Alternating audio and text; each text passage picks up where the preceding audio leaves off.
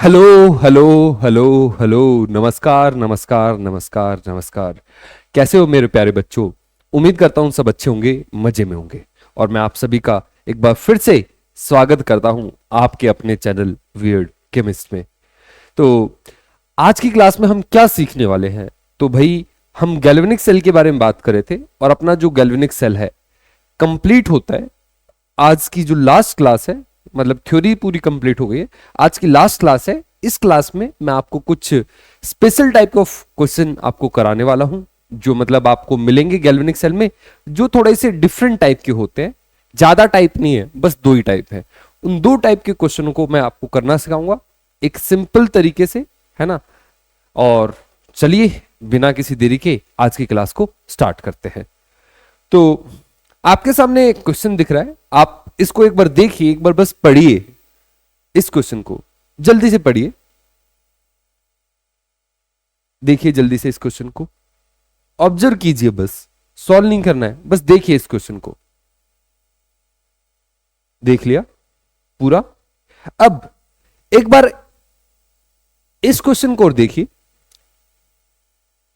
आप देखिए इस क्वेश्चन में और पीछे वाले क्वेश्चन में क्या सिमिलरिटी है, बस ये देखिए, ऑब्जर्व कीजिए। इस क्वेश्चन में और पीछे वाले क्वेश्चन में क्या सिमिलरिटी है? कुछ समझ में आया? ऐसे क्वेश्चन है ना, बड़े आम हैं, जेई में ही पूछे जाते हैं, नीट में ही पूछे जाते हैं। तो ऐसे क्वेश्चन है, इस क्वेश्चन में एक पैटर्न है, उस पैटर्न को समझने की कोशिश करेंगे।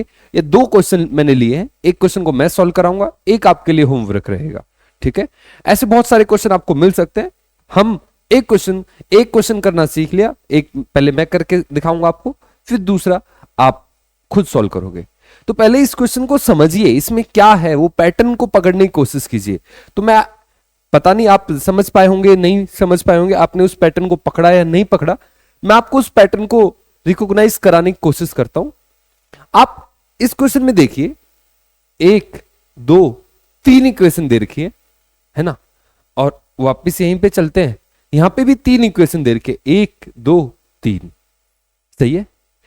और आप देखिए इन तीन इक्वेशन में से है ना, दो का पोटेंशियल आपको दे रखा है और तीसरे का पूछा है। सही है?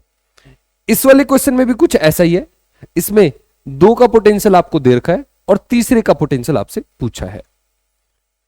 ऐसे क्वेश्चन अगर आपको करने हैं कभी भी, तो उसको करने का एक ढंग होता है, वो ढंग आज सीखेंगे, वो तरीका आज सीखेंगे। तो पहले टाइप के क्वेश्चन है, इनको मैं बोलता हूं डिफरेंट ऑक्सीडेशन स्टेट प्रॉब्लम। इसमें अलग अलग ऑक्सीडेशन स्टेट दे रखे, Fe+3 की, Fe+3, Fe+2, Fe है, और उसमें से किसी एक का पोटेंशियल पूछेगा। तो ऐसे करेगा, तीन इक्वेशन देगा, तीन में से दो का पोटेंशियल आपको देगा, तीसरे का पूछेगा। अब कैसे करेंगे इन क्वेश्चनों को, चलिए मैं आपको इनको स्टेप बाय स्टेप करना सिखाता हूं। तो कभी भी ऐसे क्वेश्चन आपके सामने आ रहे हैं जिसमें दो रिएक्शन का पोटेंशियल दिया जा रहा है और तीसरे का पूछ रहा है जनरली, और वो एक ही चीज के एटम्स होंगे, मतलब जैसे कॉपर है इसमें सभी में, बस वो डिफरेंट डिफरेंट ऑक्सीडेशन स्टेट में। ऐसे क्वेश्चनों में कुछ ऐसा ही आपको मिलने वाला है। तो पैटर्न समझिए ताकि आप उस पैटर्न को रिकॉग्नाइज कर पाओ एग्जाम में, या जब भी आप असाइनमेंट सॉल्व करते हो, कभी भी आप क्वेश्चन सॉल्व कर रहे हो, तो पैटर्न आपको समझ में आना चाहिए, तभी उस चीज को अप्लाई करोगे। ठीक है? तो पैटर्न आपको समझ में आ गया, दो इक्वेशन दी जाएंगी, उसका पोटेंशियल दिया जाएगा, तीसरे का पूछेगा। तो आपको क्या करना है, सबसे पहले आपको क्या करना है, जिस रिएक्शन का पोटेंशियल आपसे पूछा जा रहा है, आपको उस रिएक्शन को बनाना है। किसकी मदद से? इन दोनों की मदद से। ये पहला स्टेप है। पहला स्टेप क्या है, मैं आपके सामने लिख के चलता हूं, स्टेप वाइज समझेंगे इसको। फर्स्ट स्टेप लिखते हैं, पहला स्टेप, स्टेप 1। आप क्या करोगे, right the equation third. Equation third मतलब जिसका पोटेंशियल पूछा जा रहा है, right the equation third unknown potential, जिसका पोटेंशियल हमें पता नहीं है, with the help of equation 1 and equation 2, मतलब जिनका पोटेंशियल हमें पता है। क्या कहना चाह रहा हूं, समझ में आ रहा है?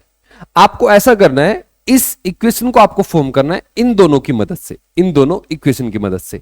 ठीक है? आप इसमें मैनिपुलेशन कर सकते हो। मैनिपुलेशन हमने सीखा है, मतलब ये बार बार यूज होता है। अपने थर्मोकेमिस्ट्री में भी हम ऐसा करते थे, इक्वेशंस को मैनिपुलेट करते थे, दो इक्वेशन को इधर उधर करके तीसरी इक्वेशन बनाते थे। इक्विलिब्रियम कांस्टेंट में भी हमने ऐसा किया है, ठीक है। तो हमें इन दो इक्वेशन को मैनिपुलेट करके ये इक्वेशन बनानी है। मैनिपुलेट कैसे करोगे? आप इस इक्वेशन को पलट सकते हो, उल्टा कर सकते हो।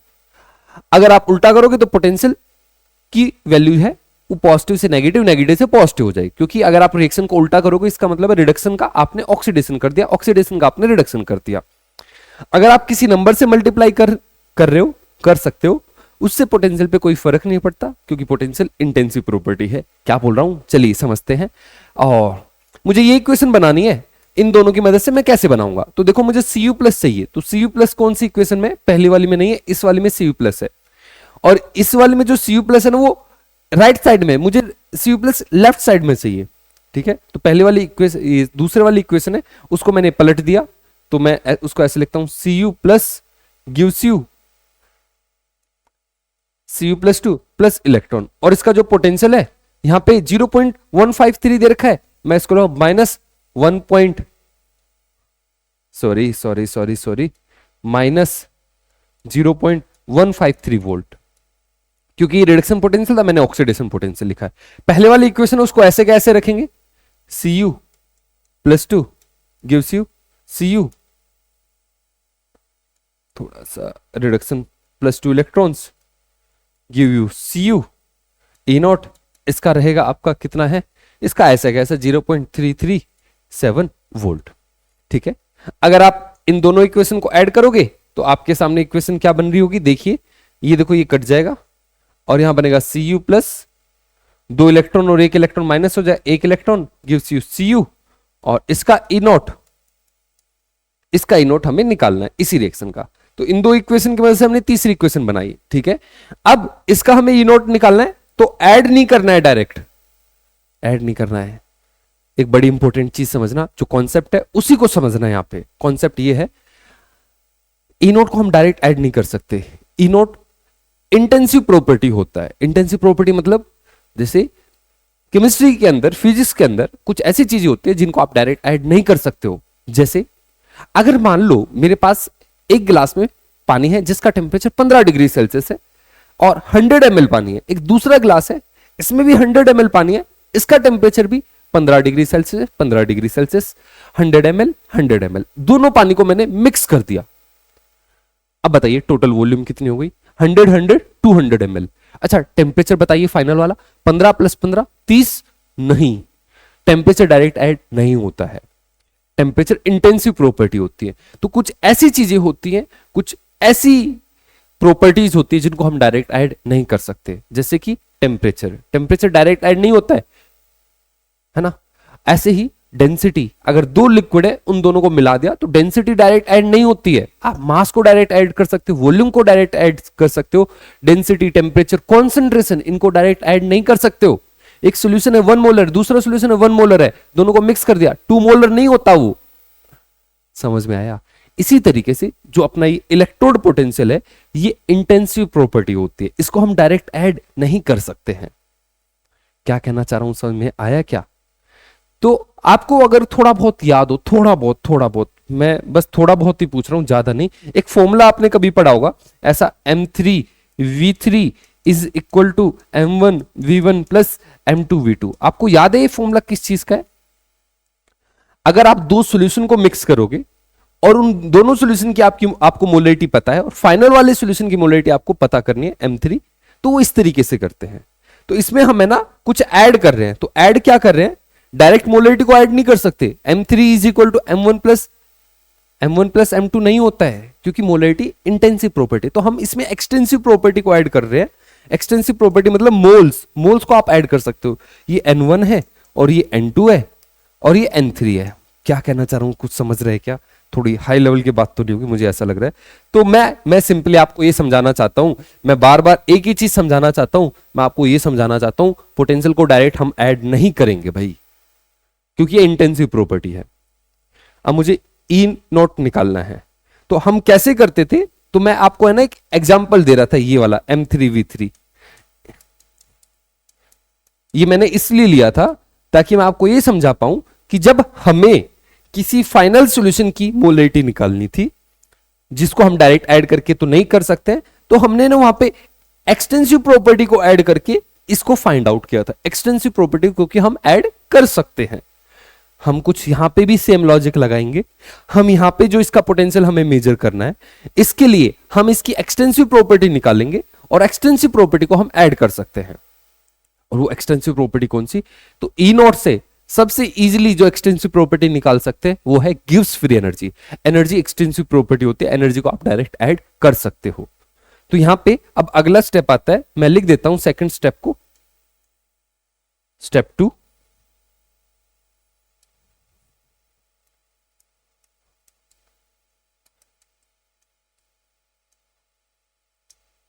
स्टेप 2 ये है, E naught is intensive property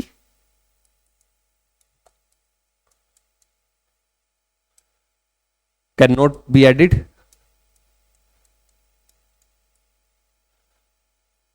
और हम इसको कन्वर्ट करेंगे, कन्वर्टेड इनटू एक्सटेंसिव प्रॉपर्टी। और वो एक्सटेंसिव प्रॉपर्टी कौन है? एक्सटेंसिव प्रॉपर्टी वो है गिव्स फ्री एनर्जी। दिख रहा होगा आपको? ठीक है, अब मैं इसको करके दिखाऊंगा आपको क्या कहना चाह रहा हूं। मैं ऐसा कहना चाह रहा हूं, इसकी गिव्स फ्री एनर्जी में निकालूंगा जो कि होगी डेल्टा जी नॉट 1, इसकी गिव्स फ्री एनर्जी निकालूंगा जो कि होगी डेल्टा जी नॉट 2, इसकी गिव्स फ्री निकालूंगा इसकी गिव्स फ्री एनर्जी जो होगी उसको मैं मानता हूं डेल्टा जी नॉट 3। गिव्स फ्री एनर्जी कैसे निकालते हैं आपको आता ही होगा। गिव्स फ्री एनर्जी का फॉर्मूला है delta G naught is equal to minus n F E naught. सही है, अब मैं कुछ ऐसा कर सकता हूं और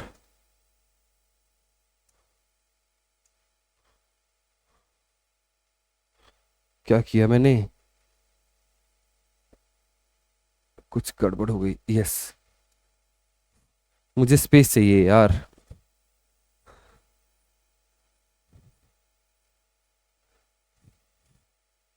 हाँ हाँ हाँ हाँ, एक मिनट दो यार, एक मिनट दो, ये मुझे नहीं चाहिए। मुझे यहाँ पे एक पेज चाहिए।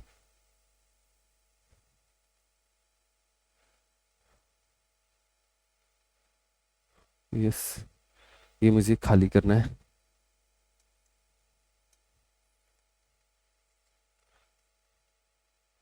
ये है यहाँ पे आपके पास। ठीक है, तो यार मैं क्या कहना चाह रहा था आपको, मैं ये कहना चाहता हूं कि डेल्टा जी नॉट 3 हमें निकालना है। उसके लिए हम डेल्टा जी नॉट 1 और डेल्टा जी नॉट 2 को ऐड कर सकते हैं। डेल्टा जी नॉट 3 का formula minus n F E naught 3।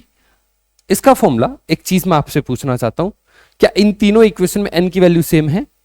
इसके लिए एन की वैल्यू 1, इसके लिए एन की वैल्यू 2, इसके लिए एन की वैल्यू 1। एन सेम नहीं है तो हम यहां पे एन ना लिख के इसको मेंशन करेंगे ये n3 है, ये n1 f E naught 1 minus n F E naught 2।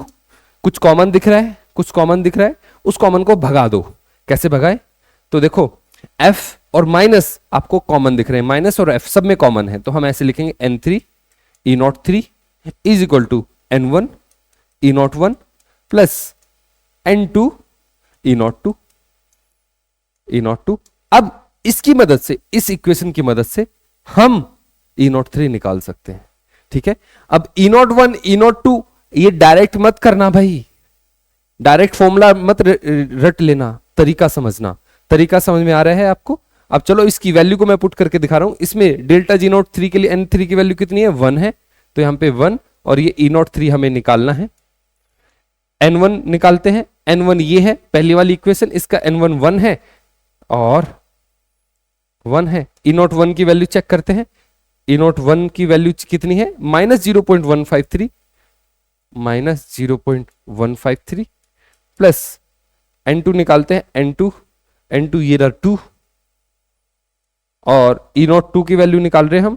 E naught 2 की वैल्यू कितनी? 0.337।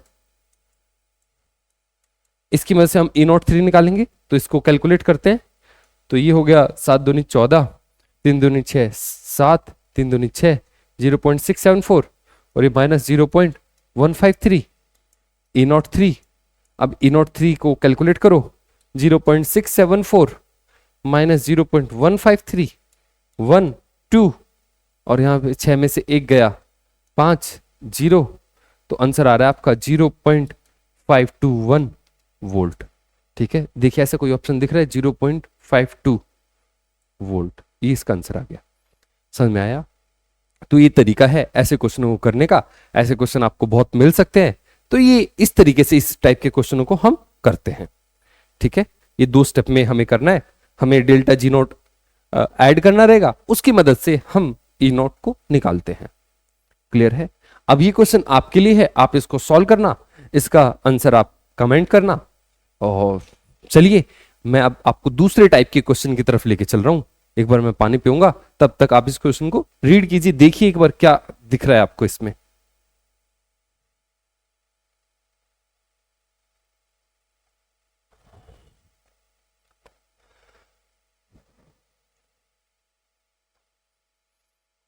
चलिए इस क्वेश्चन को करने की कोशिश करते हैं। इसमें क्या बोला जा रहा है, आपको ऐसी 2 इक्वेशन दी जा रही है, इसमें केएसपी पूछा जा रहा है। केएसपी हमारा आया था, याद है आपको कौन से चैप्टर का है केएसपी का कॉन्सेप्ट? ये आता है हमारे आयनिक इक्विलिब्रियम में, सोल्युबिलिटी में। तो ये केएसपी क्या होता है, एक बार इसको समझते हैं फिर आगे चलते हैं। तो बोला जा रहा है लॉग केएसपी फॉर एजीआई, और देखो आगे वाला क्वेश्चन बिल्कुल ऐसा ही है, सेम क्वेश्चन है, केएसपी फॉर पीबीआर2, है ना, बस चीजें बदली हैं, मतलब वर्ड्स बदले हैं, कॉन्सेप्ट एक ही है। कॉन्सेप्ट तो आपको समझ में आ रहा है, 2 इक्वेशन दी जा रही है, केएसपी पूछ रहा है। इसमें भी ऐसा ही है, 2 इक्वेशन देखिए केएसपी पूछ रहा है ना। तो क्वेश्चनों को अगर आपको करना है तो उसको वो पैटर्न समझना पड़ेगा। हमें ऐसा नहीं कि अंधाधुंध क्वेश्चन ही करते जाने हैं, हजारों क्वेश्चन करते चले गए हम, वो पैटर्न को रिकॉग्नाइज करना आना चाहिए हमें। ठीक है, तो पहले केएसपी को समझते हैं, केएसपी क्या है होता है। तो एजीआई है आपका, एजीआई। एजीआई एक स्प्रिंगली सॉल्युबल सॉल्ट है, मतलब बहुत कम डिजोल्व होता है पानी के अंदर। तो जब ये टूटता है तो ऐसे टूटता है, Ag प्लस आई माइनस, यहां पे इक्विलिब्रियम रहता है, क्योंकि यहां पे सैचुरेटेड सॉल्यूशन फॉर्म होता है। इसका अगर मुझे केएसपी लिखना है तो इसका केएसपी ऐसे लिखते हैं, Ag प्लस की कॉन्सेंट्रेशन और आई माइनस की कॉन्सेंट्रेशन, ये सॉलिड रहता है तो इसको हम नहीं लिखते, ये केएसपी है। तो आपको है ना इसकी वैल्यू फाइंड आउट करनी है, और आपको 2 इक्वेशन दी जा रही है। तो कैसे निकालेंगे केएसपी, इसी को समझते हैं, इसको कैसे करते हैं ऐसे क्वेश्चनों को। तो आपको मैं करना सिखा रहा हूं, आप ऐसे कीजिए, इस इक्वेशन को बनाने की कोशिश कीजिए इन 2 इक्वेशन की मदद से। ये भी कुछ पीछे वाला जो टाइप था उसके जैसा, ये थोड़ा सा अलग है, थोड़ा सा अलग है, थोड़ा नहीं काफी अलग है। तो एक चीज सिमिलर है बस, कि इसमें भी हमें इन 2 की मदद से एक तीसरी इक्वेशन बनानी है। ये सेम कॉन्सेप्ट है। तो इन 2 की मदद से आप इस इक्वेशन को बनाने की कोशिश कीजिए, बना सकते हो। तो देखो कैसे बनाओगे। आपको एजीआई चाहिए, एजीआई कौन सी इक्वेशन में दिख रहा है, ये रहा एजीआई। कौन से साइड है, ये राइट साइड, मुझे लेफ्ट साइड चाहिए। तो इस इक्वेशन को उल्टा कीजिए पहले वाली इक्वेशन को। तो आप ऐसे लिखोगे, AGI plus electron gives you AG plus I minus. अब इस इक्वेशन को मैंने उल्टा किया तो इसका पोटेंशियल भी उल्टा हो जाएगा, मतलब साइन चेंज हो जाएगा, माइनस 0.152 वोल्ट। सही है। अब मैं इस वाली इक्वेशन को सेम ऐसे का ऐसे लिखता हूं, AG gives you AG plus plus electron, और इसका जो ई नोट है वो उसका वैसा का वैसा 0.800 वोल्ट। अब इन दोनों इक्वेशन को अगर आप ऐड करोगे तो देखिए आपको क्या मिल रहा है, दिख रहा होगा आपको। तो अगर इन दोनों इक्वेशन को हम ऐड करते हैं तो ये एजी से एजी कट जा रहा है, इलेक्ट्रॉन से इलेक्ट्रॉन कट जा रहा है, तो आपके सामने आ रहा है AG I gives you AG plus I minus. ठीक है, ये सेम इक्वेशन मिल रही है, ये वाली। ठीक है, अब ये इक्वेशन मिल गई, इससे हम क्या करेंगे। तो देखो भाई, अगर आपको इस इक्वेशन का ई नोट पता है, इस इक्वेशन का ई नोट पता है, तो आप उसका के निकाल सकते हो। कैसे कैसे, क्या कह रहा हूं मैं ऐसा कहना चाह रहा हूं, देखो आपने ऐसा एक फॉर्मूला पढ़ा होगा, E naught cell is equal to 0.059 upon N log K. तो अपन ई नॉट सेल की मदद से किसी भी इक्वेशन का के फाइंड आउट कर सकते हैं।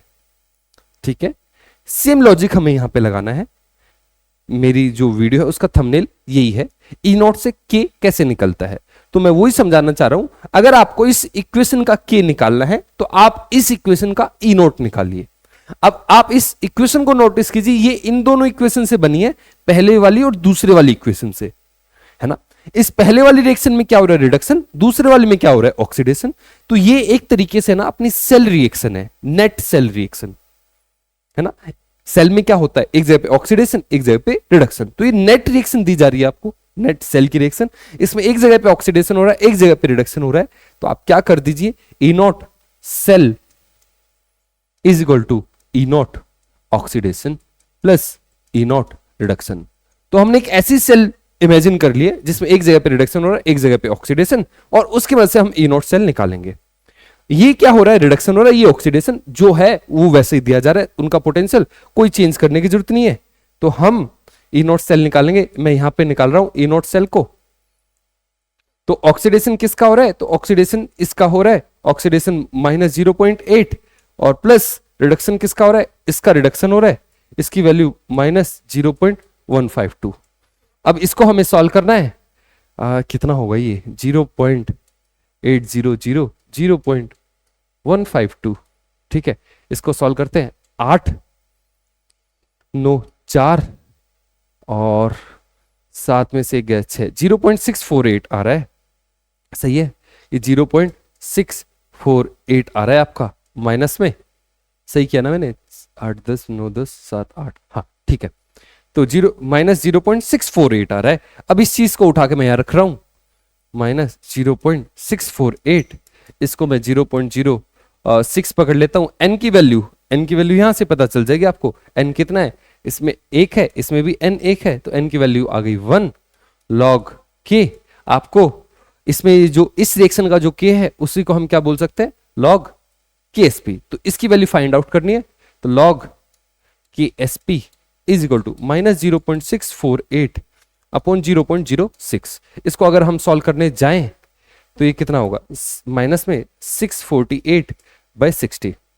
तो इसकी वैल्यू जो आएगी कितनी आएगी, तो 6 -648 6 इंटू 10, और दिख रहा है आपको, तो मैं है इसको यहीं सॉल्व कर रहा हूं, 6 एकम 6, आगे जाएगा नहीं, 6 6 7 42, 6 8 48 अपॉन 10, -10.08 आ रहा है इसका आंसर, -10। ये तो ऑप्शन ही नहीं है यार, ये तो अपने साथ धोखा हो गया, 0.059।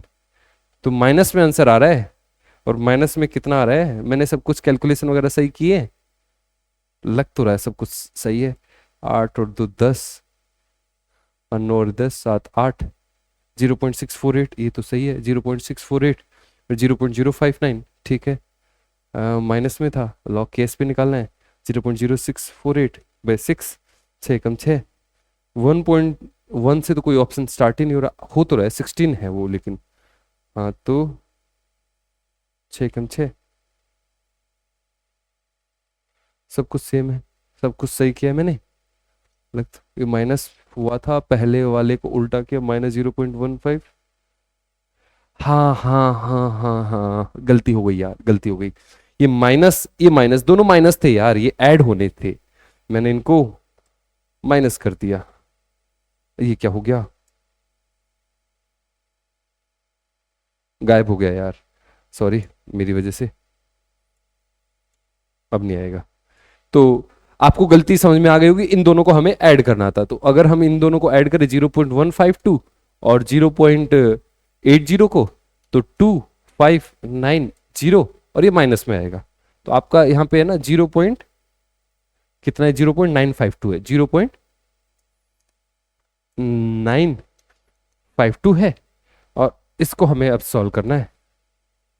आई होप आपका आंसर आ जाना चाहिए, -0.952/0.06 और 952 माइनस में अपॉन 60, तो 6 एकम 6, 6 एकम 6, और कितने बजाएगा, 30, 6 6 36, है ना, 36 के आसपास जा रहा है ये, तो आपका जो आंसर है ना 16 के आसपास आएगा। मैं अप्रोक्स आंसर निकाल रहा हूं, यहां पे भी मैंने अप्रोक्सीमेशन की है, तो इसका आंसर ये फोर्थ वाला आएगा। ठीक है, आप करके देख लेना यार, एग्जैक्ट करना चाहते हो तो थोड़ी बहुत गलती मुझसे हो जाती है, और मैं दोबारा रीटेक करता नहीं हूं अगर मुझसे गलती होती है, क्योंकि अगर मुझसे गलती हो रही है तो आपसे भी हो सकती है, तो आप उन गलतियों से सीखो, बस इसलिए। तो चलिए, ये हमारा क्वेश्चन था, ये अगला क्वेश्चन है, ये आपके लिए। तो आज के लिए इतना ही। आप इन क्वेश्चनों के जो 2 क्वेश्चन है उनको करने की कोशिश करना, और यहां से अपनी गैल्वेनिक सेल खत्म होती है। अगली क्लास में हम कुछ नया स्टार्ट करेंगे, तो मिलते हैं अगली वीडियो में। तब तक के लिए गुड बाय, थैंक यू।